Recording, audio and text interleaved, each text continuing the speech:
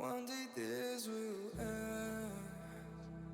I just want you. Hello, Commanders, and welcome back to Tadowski's Shelter.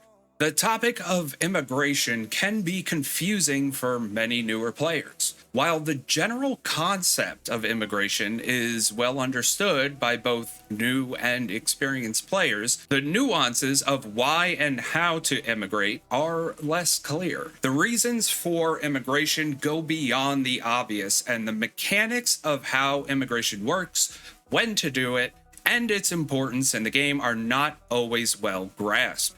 Hopefully by the end of this video, players will have a better understanding of immigration and why it is a vital part of the game. Please like the video if you like the video, subscribe for more content. So, immigration.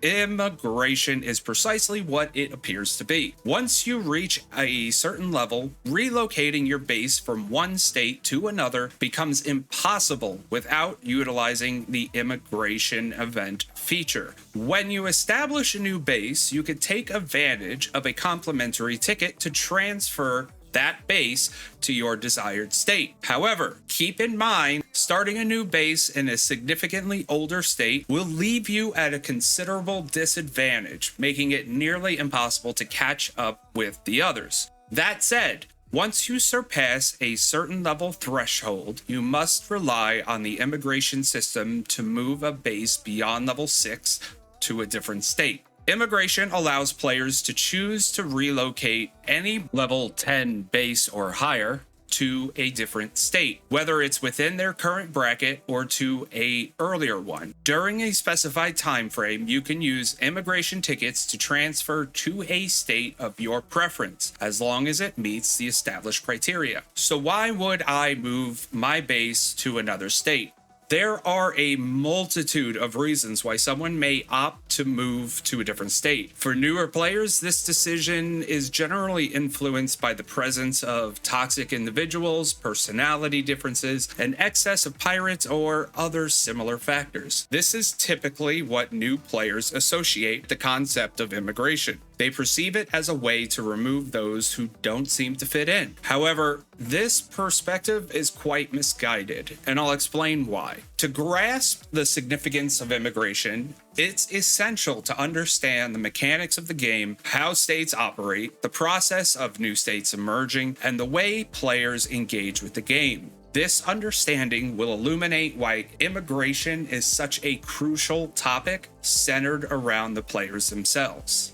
Nothing lasts forever, and each player has their own level of commitment to the game. If you've been around long enough, you probably know that one of the biggest gripes amongst players is the necessity to pay to play. This notion is both accurate but also misleading. However, that's not the main focus of this discussion. I have mixed feelings about this claim, yet the most important aspect to the game is to have fun and enjoy the experience. Being the top player isn't everything, especially in a community where alliances support one another. This allows everyone, regardless of strength, to engage in events together. However, many players feel pressured to be the strongest, even though there is always going to be someone stronger out there. Ironically, those players are often the first to leave the game. In newer states, you'll find plenty of competitive players vying for dominance, which can lead to frustration and cause others to either quit or to start fresh in another state. The reality is that while a new state may attract a surge of players at first, that active player count of over 400 players will inevitably dwindle over time. It is not uncommon for a newer state to lose up to 50% of the individual players it started with before you even make it to Doomsday Season 1. Once the Doomsday event starts, this number will drop even further. As I've discussed,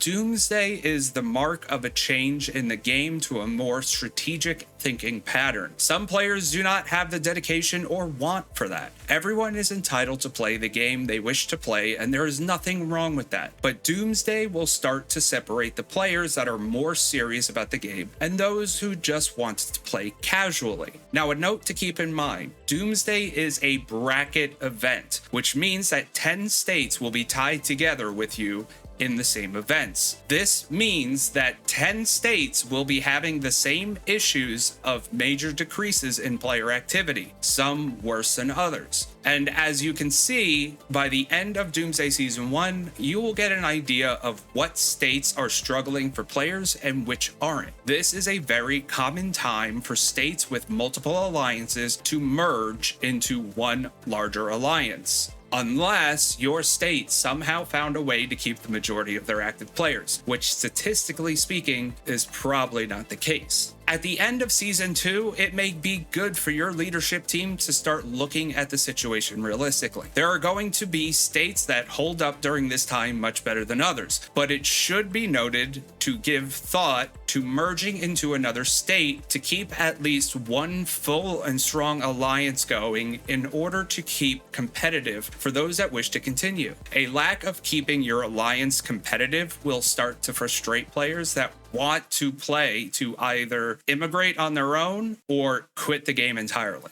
On the plus side, those that have made it to Season 2 and continue to play should continue to play up until at least Season 4 or the start of Eden. Eden will be the mark of the next big exodus of players. This event drastically changes the gameplay once again. Granted, you can join guilds in other states and not need to immigrate, but it is a very demanding event and can take a huge toll on players that are on the fence of sticking around or not. The reason I bring up these facts is not to lay out a plan of when to immigrate, but to explain that players leaving the game at specific times is normal. And once you hit a certain place in the game, the chances of getting new players from out of your bracket is very slim. The goal is to make sure that your state is full of players that can be competitive and can work together. Because of the natural exit of players, immigration is an option for players that wish to keep playing, to stay in active states, and to keep being competitive. There are so many more reasons for immigration, but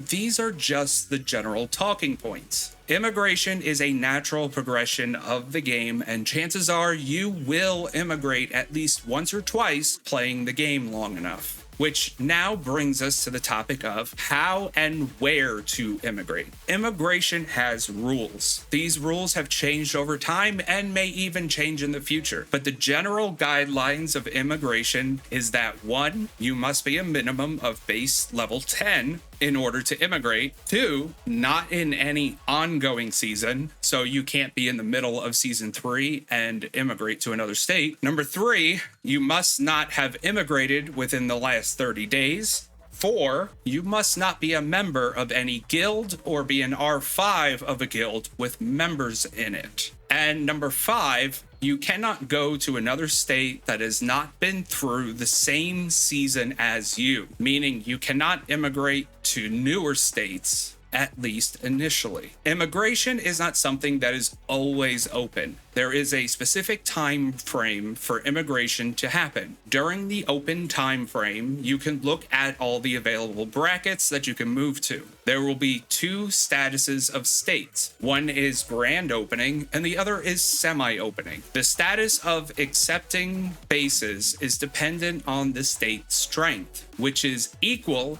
to the sum of the top 500 commanders in that state. An individual's immigration rating, to sum up quickly, is basically your combat power. This number will be used to help determine how strong your state is so that it doesn't become too strong. But it will also help determine how many immigration tickets you will need in order to move to the state you want to go to. The stronger the base is, the more it's going to cost you to move to another state. Now, to determine which states are fully open or semi-open, it depends on the strength of the bracket. In every bracket, the top state will be semi-open. Semi-open means that only 15 bases can be accepted to immigrate into the state. They have to apply to join the state, and that application must be approved by the state president before they can use tickets to officially move to that state. In stronger brackets, the top 3 states will be semi-open, and in even the strongest brackets, the top 5 can be semi-open. But for a state that is fully open, the status will reset every hour.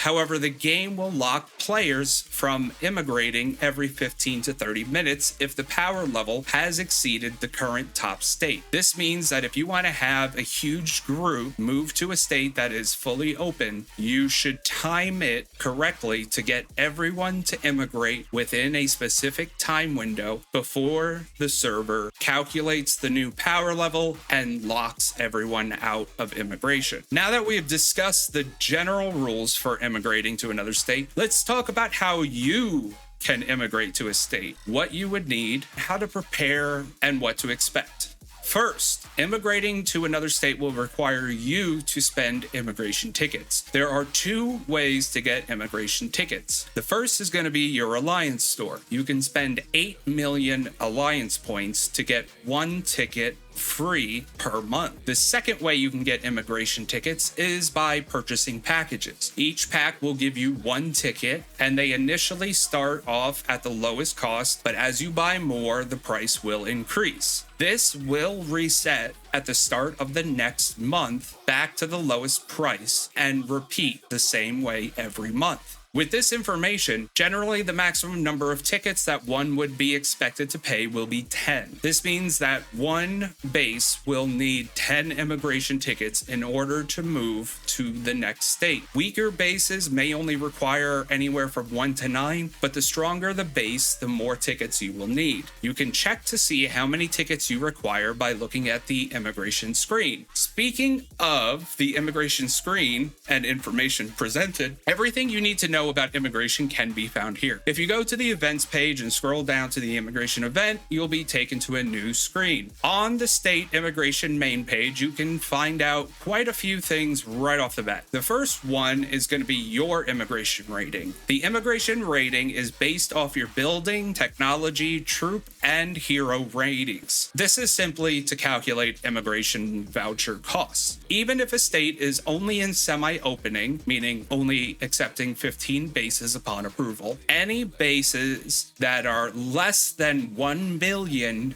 in immigration rating can immigrate without approval. Anything over 1 million will need approval from the president of the state. So any of your farms that you wish to move over to a semi-open state can be moved over if it is under that 1 million immigration rating threshold. Below this information, you will see the various immigration brackets. The first one that will be open will be your own bracket. It's generally easier and more common for people to migrate within their own grouping, especially early on. However, you can search through the list or type in a specific state number in the search bar to bring up what you're looking for. You will see a list of the states in each bracket and their status. There will be an information symbol next to each state, and if you tap on that symbol, you'll be shown all the information about that state. It'll show you things like the strength, group, ranking status, how long it's existed, the cause division, the DD season, and will state some rules about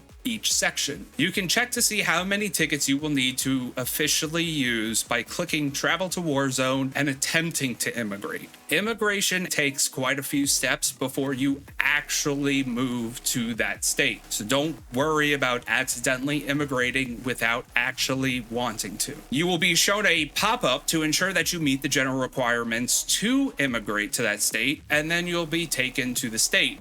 If you click anywhere on the state map, you'll see an immigration icon. If you click on this icon, it will show you how many tickets you need and will ask if you wish to immigrate. If you click yes, you will be prompted to enter a 6-digit code to ensure that this is what you want to do. If you follow through with that, it will then deduct the appropriate amount of tickets from you, and then you will be teleported to the new map and then be considered an official member of the new state. Backing out before entering the 6-digit code will not take anything from you. If you need approval, you must wait until your application has been accepted before you can officially immigrate to to the new state. As much as we want to deny it or hate to admit it, immigration is a natural part of the game, especially if you want to play long term. You can still play with the same people you have been with, but merging states and alliances in order to have a full active alliance as you come to harder events is a smart move. Initially, one may not see why you would want to merge a bracket into one state, and depending on the situation, this may be the only option to prevent staying in a quote-unquote dead state. But later on, further events will start to put you against other states in other brackets. Having a strong state that is unified